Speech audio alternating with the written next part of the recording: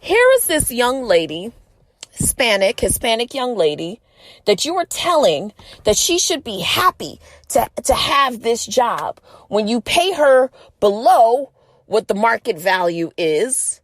And she is currently putting her life in danger just by even being at this job. And the message that you're sending to her is that she should be happy to be here. And a lot of jobs are going to give you that same energy. You should just be happy that we're even having you here. You should be happy that you have somewhere to come back to. I kid you not. That is going to be the message that you're going to receive from your employer if your employer is a piece of shit. Here's what I want to tell you, because for a lot of us, when you are in those situations, if you're working for somebody like that, more times than not, you're not in a financial way to make a decision that would be a fuck you to your job. You know? You're not in that way. If we're going to keep it 100, most people who are going to be surrounded in a professional culture in that manner are probably not set to just say, fuck you, I'm quitting. You know what I mean? So the thought process that we somehow should accept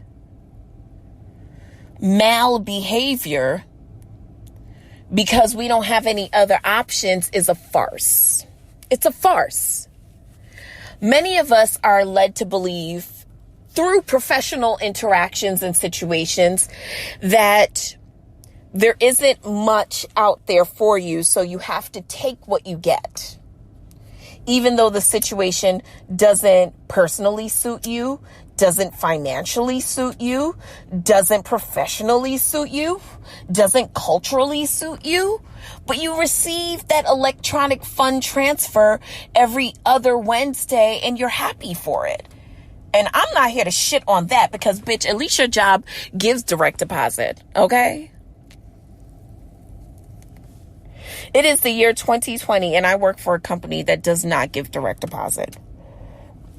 Get into it. So, again, I'm saying a lot of this to say to you, don't be deterred by the obstacle. The system is set up to have you believe, especially if from a professional or an educational background, you may feel that you're operating from a place that you cannot compare to maybe someone who is, higher degreed than you, or someone who's been working longer in the situation. Tenure is nothing but just years. It is there's no actual proof that because you have spent years doing something that would actually make you an expert at it. You're no more an expert because of years than you are an expert because, you say so.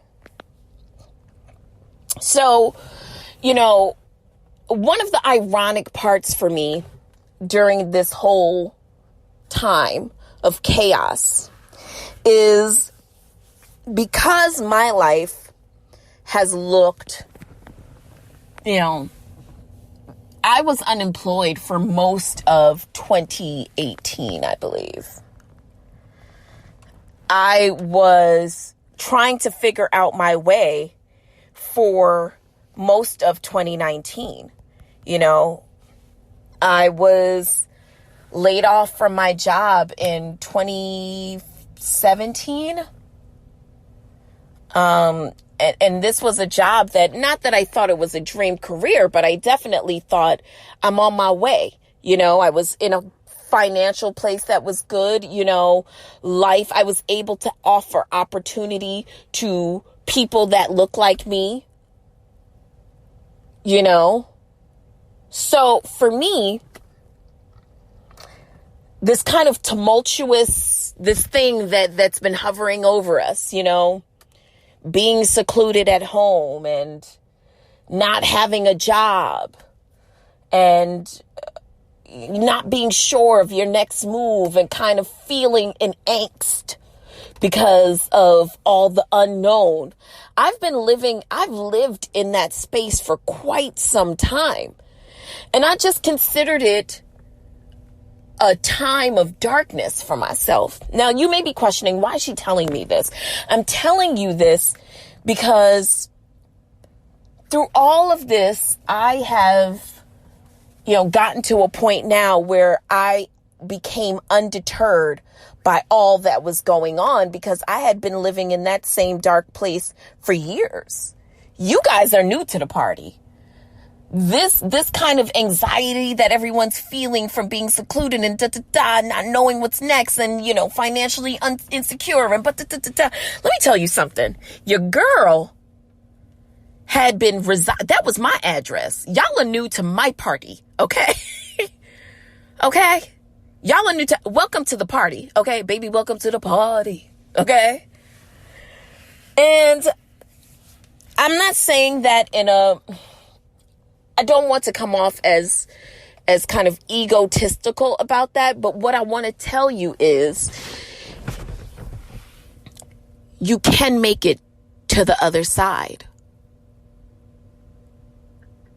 And I say that with pause, not because I struggle to say what's next, but I want that to linger. Because right now, what we're seeing in our world is a reflection of us. If we've learned anything from this podcast, we've learned that everything that happens in your life is not happening to you, okay? It is happening for you. So therefore, I also have that understanding that what life is showing me is a reflection of myself. So this place where we are politically, before I even go there. So speaking of being undeterred, right? in the midst of all of this, happen to receive, when I tell y'all that this week was a week of just irony for me, this has probably been one of the best weeks that I've ever had. Truly. I am starting to see what I feel is my inside. What I feel is my inside, that good that I have been working on and being in that place of darkness. And you know, it's one thing when you are in a dark place and you are trying to fight your way out and you're wondering to yourself, why is this happening to me? It creates stress, right? And that stress creates this energy of, you know, this fight. And what you resist persists. And I want that to linger too. What you resist persists. So, therefore, this place that I've been in, this kind of darkness, I stopped resisting it, you know, and that darkness came in many forms. It came in the form of, you know, a broken relationship. It came in the form of the loss of my job. It came in the form of lost friendships. It came in the form of, you know, being by myself. So when I got to a place of, you know, I think when you get to a place of, I am no longer resisting what's going on, I am hopefully living in a place where I am now less concerned about what why is something happening to me, and more concerned about, God, what is it that you would have me learn? How can this time be of service to you? God, I so humbly ask you that you use me. Even in my dark place, use me, God. Show me why it was necessary for me to be in this dry place, so that when you do show me life in abundance, see, that's the balance of a lot of what we're experiencing. You know, the irony of this life is, and the irony of even spiritual life is, for me at least, is the balance, you know? God is great, so he gave us good. God is gracious, so, you know, he didn't give us evil, but sometimes he doesn't prevent it either. If on the other side of that, there's something else to get. So I've had this great week in my life, and I almost was hesitant to, and I'm still a little reticent to, you know, kind of live in that space. But what I will say is that I am also, I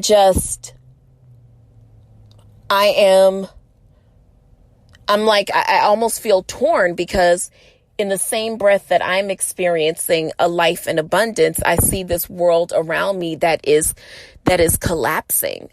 That is, you know, people are hurt. I am hurt. I don't know what's going on. I'm sad about it. I want more from my country. I want more from my people. I want a better experience. I'm not sure what's happening in the world. I'm not even sure what I can do. But I think that, you know, the positive thing about a lot of what is going on is that my hope is that in the same breath that we feel the need to examine everyone else and tell them what is wrong with them, that we also are taking the time to discover what is possibly wrong with us. You know, why are we in this place, you know, in terms of, you know, in my personal life, a lot of this stuff may not be happening to you personally, but because a lot of us are empaths, we feel the injustice and it hurts. We feel the loss of a pandemic.